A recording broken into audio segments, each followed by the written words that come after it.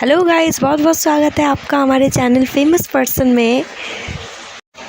तो जैसा कि थंबनेल देख के आपको पता चल ही गया होगा कि आज हम स्वामी विवेकानंद जी के बारे में डिस्कस करने वाले हैं। तो वीडियो शुरू करने से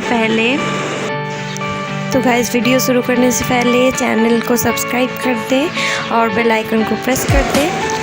स्वामी विवेकानंद, तो पहले ही उनका इंट्रोडक्शन जान लेते हैं। स्वामी विवेकानंद का जन्म कोलकाता में हुआ था 1863 में 12 जनवरी को। और उनके पिताजी का नाम विश्वनाथ दत्ता था और उनकी माँ थी भुवनेश्वरी देवी। और उनका जो असली नाम था वो था नरेंद्र नाथ दत्ता। उन्हें नरेंद्र या नरेन नाम से भी बुलाया जाता था। और वो बचपन से ही बहुत मेधावी थे, बहुत ज़्यादा इंटेलिजेंट थे। अब चलिए बात करते हैं उनके एडुकेशन की, कि पढ़ाई में वो कैसे थे।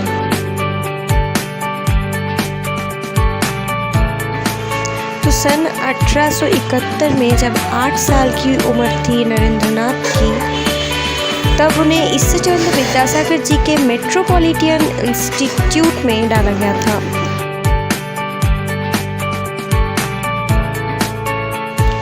वो प्रेसिडेंसी कॉलेज के एकमात्र ऐसे स्टूडेंट थे जो फर्स्ट डिवीज़न मार्क्स से, जिन्होंने ये एंट्रेंस एग्जामिनेशन पास किया था बहुत ही अच्छे पढ़ाई में। उस वक्त में उन्हें फर्स्ट डिवीज़न मिला था।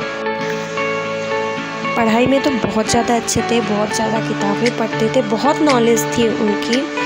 और साथ ही साथ वो जो सब्जेक्ट्स पढ़ते थे, जो विषय उनके थे, तो दर्शन पढ़ते थे, वो इतिहास और धार्मिक जो चीज़ें, साहित्य, कला, इन सब चीज़ों में भी उन्हें बहुत ज़्यादा इंटरेस्ट था।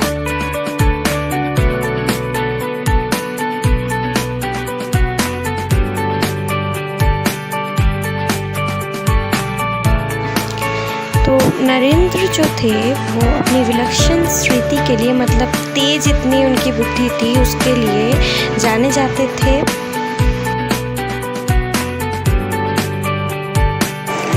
ओके, तो अब चलिए बात करते हैं स्वामी जी के जीवन के सबसे अहम पलों की, मतलब उनके गुरुदेव श्री रामकृष्ण और स्वामी जी की, उनके बीच में जो रिलेशन था उनके बारे में, और सबसे पहले वो कैसे मिले थे रामकृष्ण जी से, इसके बारे में पहले हम जान लेंगे। तो 1881 में नरेंद्र पहली बार मिले थे रामकृष्ण जी से।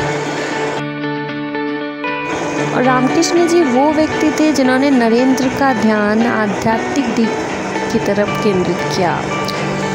1881 और 82 के बीच का जो समय था, उस समय रामकृष्ण जी से मिलने नरेंद्र गए थे अपने 2 दोस्तों के साथ। लेकिन यहाँ पर कहने वाली बात तो ये थी कि पहली बार जो ये मुलाकात थी, इस मुलाकात में ही स्वामी विवेकानंद जी ने रामकृष्ण को अपना गुरुदेव नहीं माना था।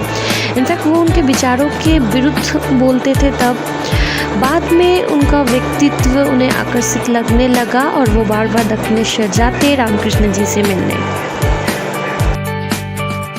लेकिन रामकृष्ण जी से स्वामी जी की ये जो मुलाकात थी, या कह सकते हैं नरेंद्र की ये जो मुलाकात थी, ये उनके लाइफ में एक टर्निंग पॉइंट बन गई, एक नया मोड़ ले आई उनकी लाइफ में। बाद में स्वामी जी जब रामकृष्ण जी के शिष्य बन जाते हैं, तो उसके बाद रामकृष्ण जी उन्हें एक दायित्व देते हैं कि उनके बाकी जो शिष्य होते हैं उनका नेतृत्व करने का दायित्व मिलता है स्वामी जी को। नरेंद्र तो अपना दायित्व बहुत ही अच्छे से निभाते हैं। लेकिन इसके बाद क्या होता है कि रामकृष्ण जी का निधन हो जाता है 16 अगस्त 1886 को।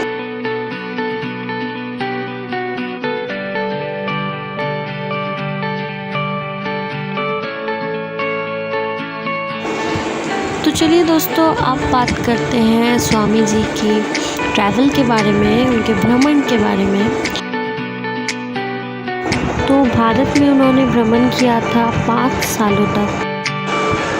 इसके बाद नरेंद्र 1893 में मई महीने में 31 तारीख को शिकागो के लिए रवाना होते हैं बॉम्बे से। खेतरी के जो अजीत सिंह होते हैं उनके सुझाव से नरेंद्र का नाम तब विवेकानंद पड़ता है। ये जो विवेकानंद नाम है इसका संस्कृत में अर्थ है विवेक और आनंद। इन दोनों को जोड़ के विवेकानंद नाम उनका रखा जाता है।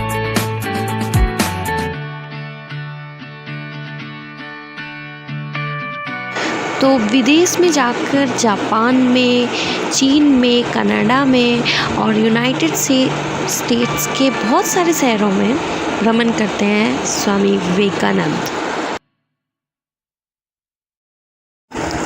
तो इसी दौरान वो न्यूयॉर्क में 1894 को वेदांत सोसाइटी की स्थापना करते हैं। वहाँ पर वेदांत समाज की प्रतिष्ठा करते हैं।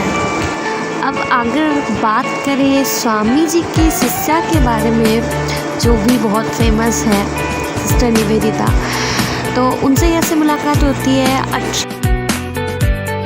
तो 1895 में स्वामी जी मिलते हैं एक आयरिश महिला से। उनका नाम होता है मार्गरेट एलिजाबेथ नोबल, और वही बाद में स्वामी जी की शिष्या बनती हैं और उनका नाम फिर होता है सिस्टर निवेदिता, जिन्हें हम सब जानते हैं।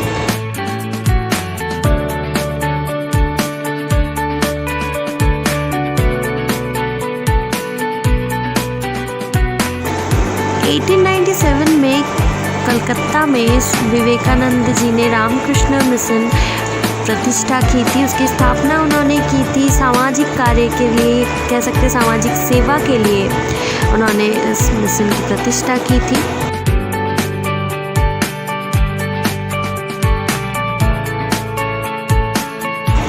सन 1902 में 4 जुलाई को स्वामी विवेकानंद जी परलोक गमन करते हैं। सुबह स्वामी विवेकानंद जी इस दिन उठते हैं, जैसे सब कुछ नॉर्मली था उसी दिन। फिर 3 घंटे के लिए वो मेडिटेशन करते हैं हमेशा की तरह बेलूर मठ में।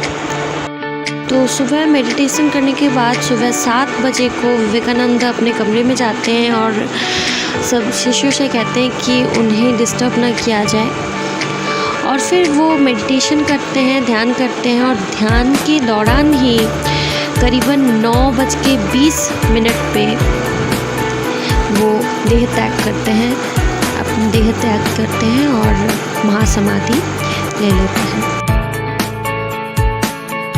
तो ये थी वीर सन्यासी स्वामी विवेकानंद जी की कहानी। अच्छी लगी हो तो वीडियो को लाइक करें, कमेंट करें और हमारे चैनल को सब्सक्राइब करें।